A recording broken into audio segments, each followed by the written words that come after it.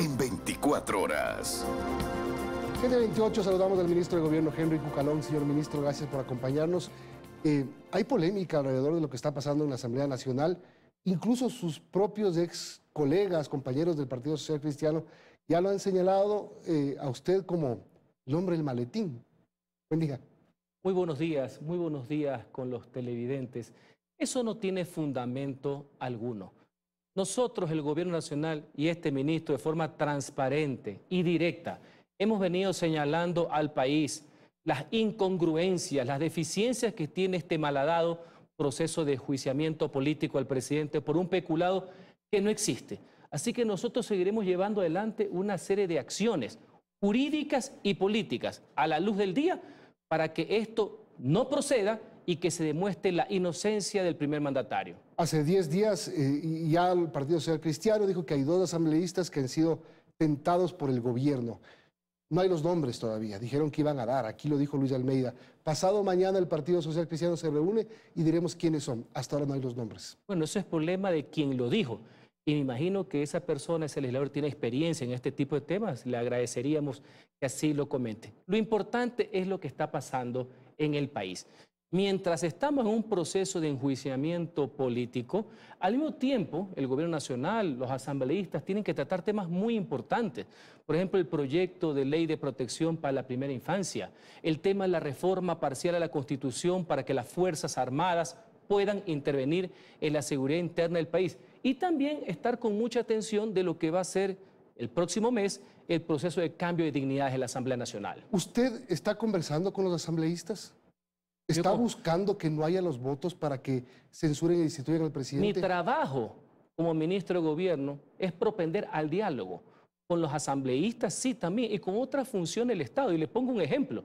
La semana pasada, en un proceso de articulación positiva entre la Corte Nacional de Justicia, la Fiscalía de Defensoría Pública y el Ejecutivo encabezado por el presidente, se trabajó en mesas de seguridad y ya hay productos para reformas, para luchar contra el tema de la inseguridad. Y ese mismo tema yo se lo he planteado a muchísimos legisladores. Recordemos que estamos ad portas, estamos con el tiempo correcto de conformidad con la Constitución para sacar la reforma de las Fuerzas Armadas. Entonces, para eso hay que dialogar. Eso es lo normal. Y en el interín, por supuesto, así como lo hago en entrevistas, lo hago en diálogos francos y directos, yo tengo que sostener lo que es para nosotros una posición irrenunciable, que no hay mérito alguno, ni fundamento alguno para que el presidente de la República sea procesado por un presunto peculado que no existe. Es obvio que yo transmito esas posiciones y es mi deseo, obviamente mi aspiración, que el presidente de la República no sea destituido. ¿Y usted está buscando un acuerdo político con sectores políticos para evitar que el presidente sea destituido?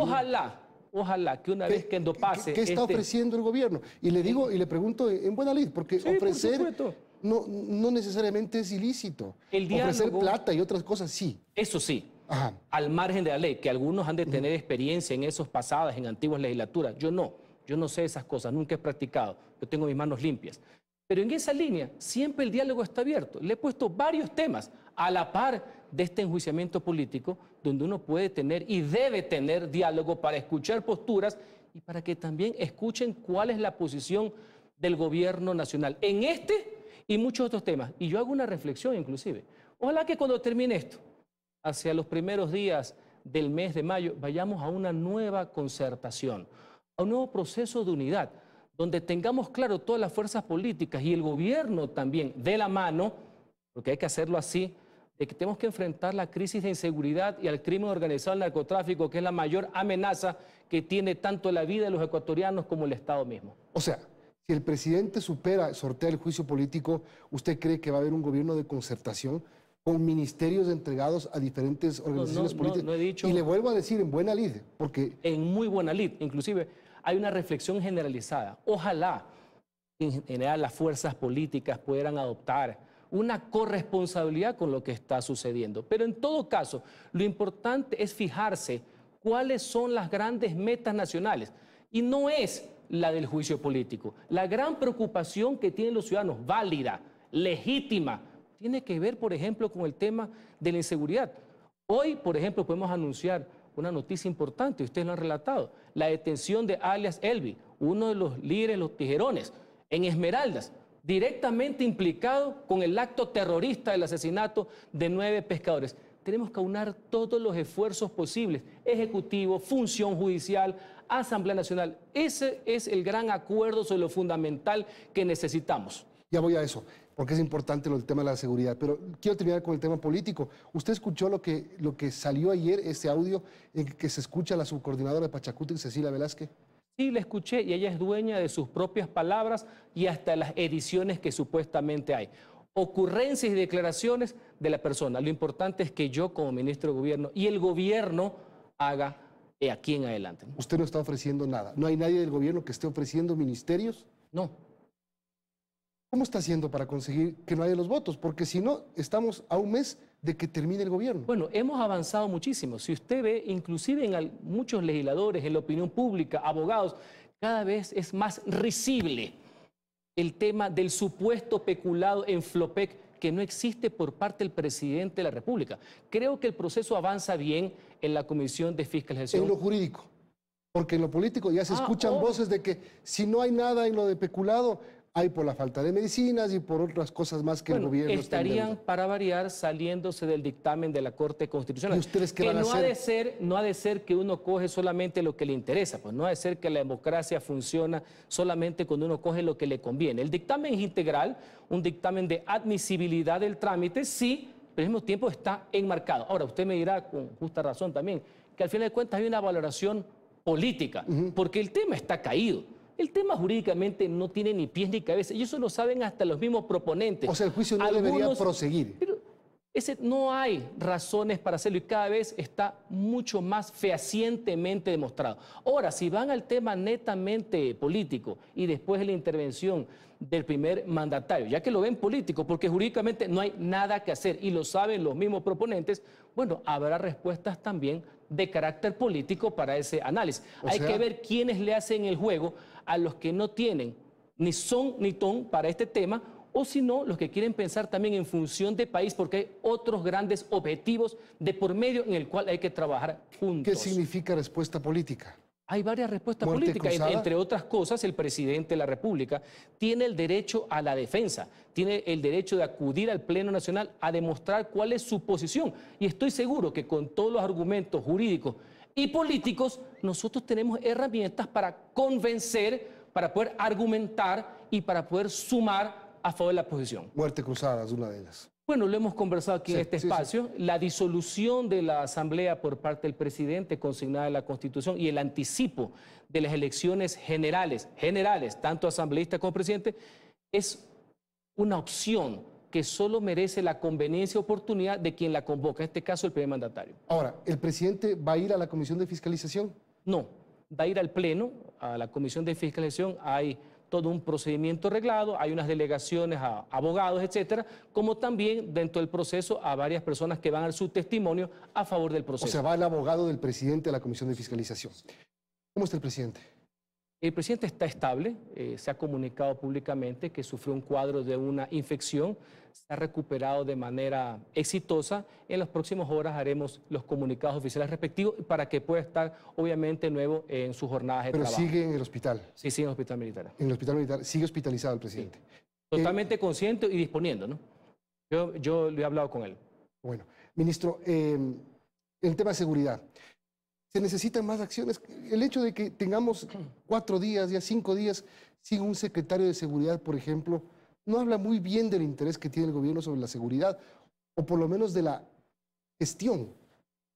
¿Cuándo hay secretario de seguridad? En los próximos días se hará el anuncio respectivo. Lo importante, sin perjuicio de ese tema de carácter administrativo, son las acciones que han venido desplegando Fuerzas Armadas y Policía Nacional. Por eso decía, querer transmitir esa sensación que está dando la fuerza pública, que está dando las Fuerzas Armadas de seguridad, de intervenir. Lo que está pasando en Esmeraldas es importante.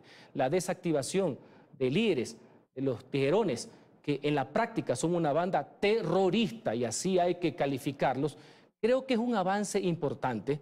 La intervención de Fuerzas Armadas, con todo lo que eso conlleva, con el uso inclusive de armamento letal a las personas que están amenazando, que están aterrorizando el país, creo que es una intervención positiva. Creo que en esa línea vamos a trabajar y vamos a profundizar. A la par, y por eso le decía al inicio de la entrevista, que se tienen temas muy importantes, como no solamente en estado de excepción como estamos en la actualidad, sino que las Fuerzas Armadas como su nueva misión sagrada, acaben con el terror que quieren implementar ciertas organizaciones delictivas y criminales. Ese va a ser su nuevo rol.